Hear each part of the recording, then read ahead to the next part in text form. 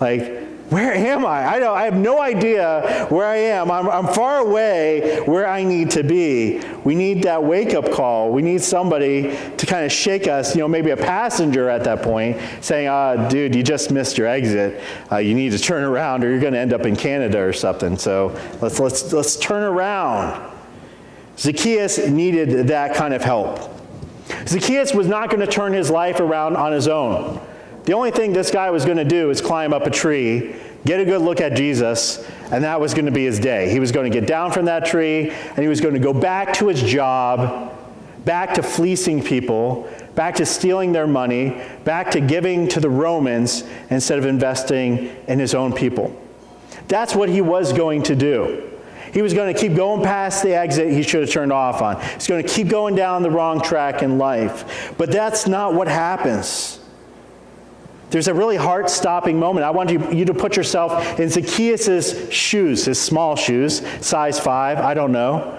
But his small shoes. He's sitting there up in the tree, watching, but not wanting to be observed, not wanting to be laughed at, because everybody hates him. But there's this moment where the crowds, Jesus and his entourage, the disciples, the apostles, everybody, the women, everybody following him, and Jesus just stops and turns and locks eyes with Zacchaeus. Imagine your heart would stop in that moment if you were Zacchaeus. What's going to happen next? And we know what happens, but imagine from his point of view, what's going to happen next? This teacher, this powerful, authoritative teacher who everybody's buzzing about, everybody's following, he now sees me. He's bracing himself for the insults. He's bracing himself for the rebuke and the condemnation. How dare you do this to your own people? How dare you sell out your soul to make a buck? But that's not what happens. Zacchaeus is seen in his vulnerability and his sin, but then Jesus pulls the lever. And he says, Zacchaeus, knows his name. Of course, who doesn't know Zacchaeus' name? Maybe he knew his name from Matthew. Maybe Matthew told him, you're going to want to avoid this guy in town. He's one of the guys I used to associate with. But Jesus calls out to Zacchaeus not to judge his many sins.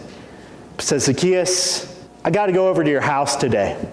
I want to be your guest today in your house. In fact, Jesus doesn't just say, I want to go there.